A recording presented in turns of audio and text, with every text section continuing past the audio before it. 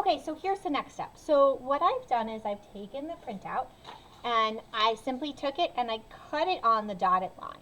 Okay, so this is the same printout, but I just cut it along the dotted line.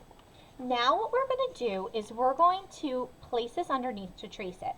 Now this is a really important point, this center point. This is going to match up with this point here. So what you're going to do is you're going to take your big paper and put this underneath. And you're going to hold it up to the light and then line up the center point to center point. I'm going to flip it over. You can see how it's lined up here. I'm going to flip it over and I'm going to tape it in place. That way it's not going to scoot on me. Now, if you can't see through it, if you have a nice thick piece of paper and you can't see through it, you can put it up to a window to trace it. I can see it. It's not visible on camera, but I can certainly see it. So what you would do now is you would simply trace it. So you're just going to draw from here to here and then trace all of the lines.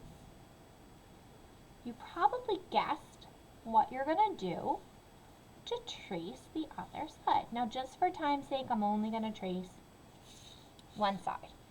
So we're going to trace here. Now the big shapes get vertical lines, and then the smaller ones, the smaller spaces, get these diagonal lines or 45-degree lines. Now I'm going to flip it over and I'm going to do the same thing again, but I'm going to put it on the other side. Carefully remove your tape. You know what, another thing you can do, if you're having trouble lining it up, another thing that you can do is you could trim it down. So look at this. What you could do is you could cut it. You can cut it out so it's perfectly little, pointed like that. And then on the back, this is the back of my paper, you can line it up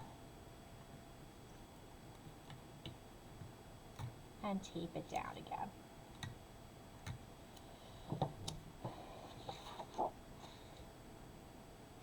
And now you can trace your shapes again.